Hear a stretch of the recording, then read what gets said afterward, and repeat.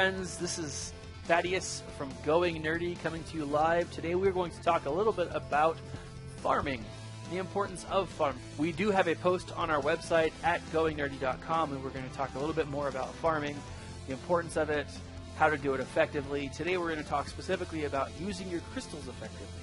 Now, you can, as you notice, I have 409 crystals. When I first started, one of the things that I loved about this game was I was getting crystals hand over fist. In the first rounds of this game, it is so easy to get crystals. Every time you beat a level, every time you finish a new light side or dark side battle, it is so easy. As you see here, there's still a few levels that I haven't beat, but these are harder levels to do. These are harder levels to complete. But every time you do beat them, you do get a crystal. Obviously, the higher levels do give more crystals. The earlier levels, you just got one, I believe. And now, in level 8 and 9 of the light and dark side battles, you get 2. Crystals are super important when it comes to farming.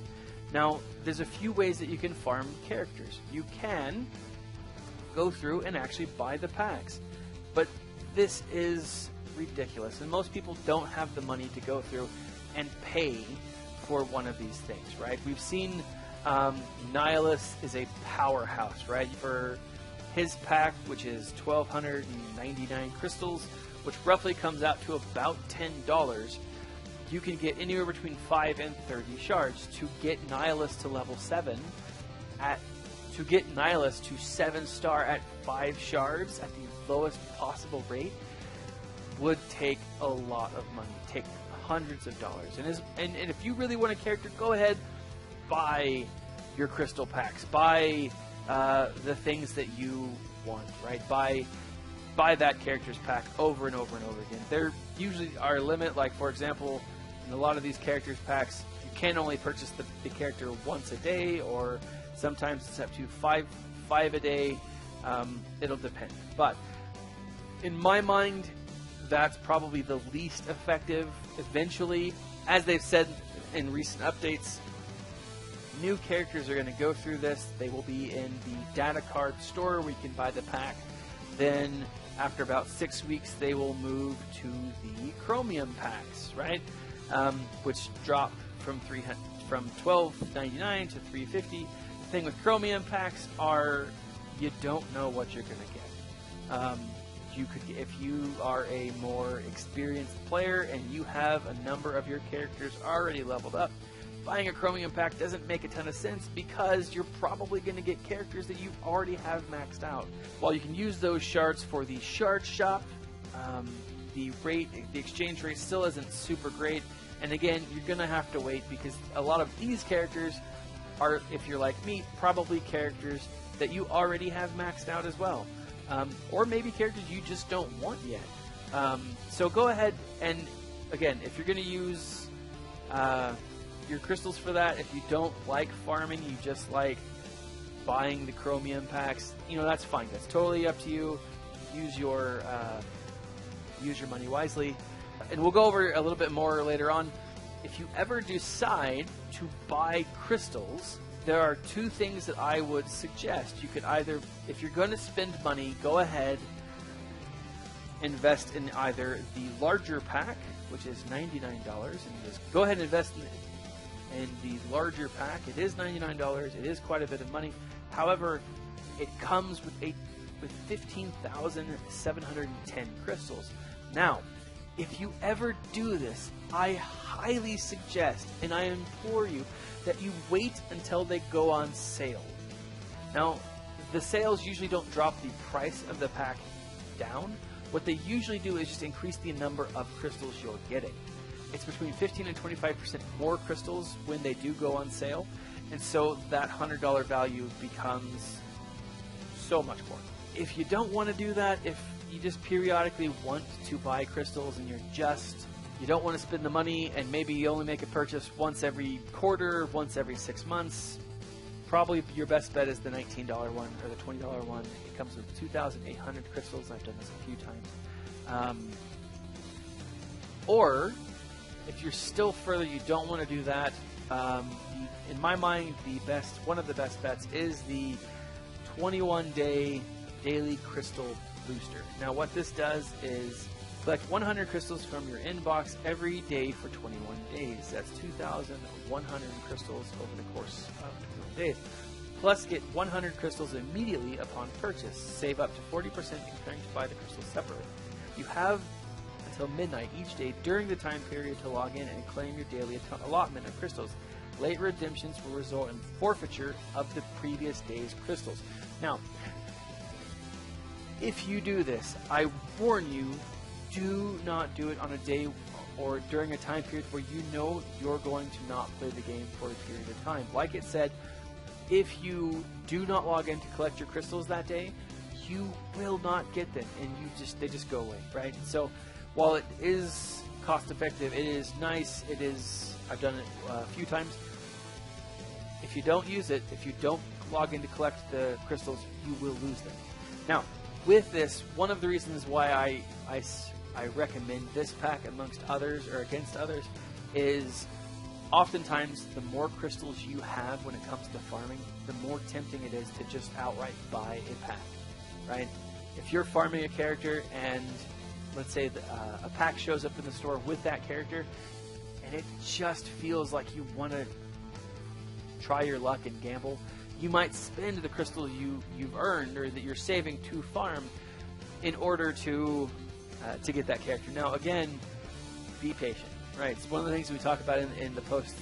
If you read at our site, is patience is key. Patience is a virtue, people, and in this game, patience is what wins the race, right? Now, one of the main things that I recommend is, now that we've seen this quality of life update come in, I would put what character you are farming, both for gear and for shards. I would label them as your favorite. Now, this will help you keep in mind who you're farming, why you're farming, and not let you get distracted. It is so nice to farm when you're farming characters and other things. Now, when it comes to crystals, it's super important to remember how much you're actually going to be getting in a single day. Just from daily activities, you can get 65 crystals. From galactic war activities, you can get up to 25 crystals. You have to actually beat the entire galactic war to get all of those crystals that are available. And in the squad arena, you can get anywhere between 15 and 500. Now, if you're just starting out, it is unlikely that you are going to see that 500 daily crystal influx into your crystal account. You really got to rock the house to get 500. But you know what? In my mind, if you can sit anywhere between the 100 to the 500 range, you're actually doing pretty well, right there. It's really easy to get to that and to maintain that 100 to 500 rank. That's a 400, as long as you're doing your daily matches, you're spending the points that you have, and as long as you have a solid team. Now, it may take a couple of weeks or a couple of months to get to that level, but once you're there, between 100 to 500, you are going to have a pretty solid amount of crystals on a daily basis. That's 60 to 75 crystals on a daily basis. Now, the reason that's important is because you're going to want, when you are farming, you're going to want to use your crystals to refresh. Now, a Cantina Energy refresh costs 100 crystals. It gives you 120 Cantina Energies and 10 sim tickets. Okay? Now, for those of us who are farming in the Cantina, which you should probably all be farming something in the Cantina at any given time, this is important. Personally, I like going through the battles. I know that the numbers and that there's data that shows that farming at this point, or farming, that actually fighting the battles doesn't necessarily improve drop rates. I just like to do it. I like seeing my team win. It's a confidence booster. It keeps me motivated. I also like seeing the different characters that I can use from my friends and from my guild. It's just super nice. But if you're going to farm, this is the way to do it. Use Cantina refreshes and just regular energy refreshes. Cantina refreshes, what I would say is start with the characters that you want. There are dozens of easy characters to level up through the Cantina Energy.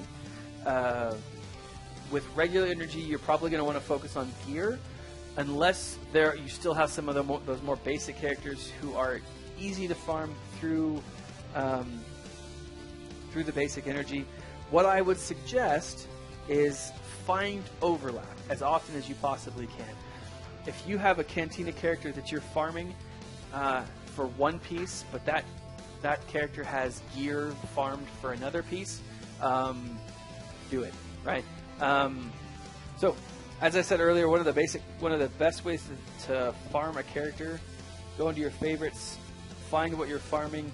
As you can see, I'm farming him both on basic energy and Cantina energy. Make sure that you hit up both. Now, one of the nice things here is when you're farming in the basic energy, there are chances for you to get gear that you are then going to use to either gear up your other characters or gear up that character. Make sure that if you can ever find a character that has the overlap where there are multiple nodes to farm off of, go ahead and farm those characters. They're super easy. Barasafi is one of those characters who I should have had a very, very long time ago.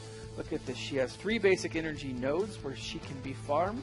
That's roughly 120 energy, a little over 120 energy to farm her on a daily basis.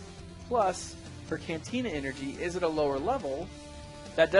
Lower levels do not affect the drop rate, or they should not affect the drop rate. From everything that I've read, they don't.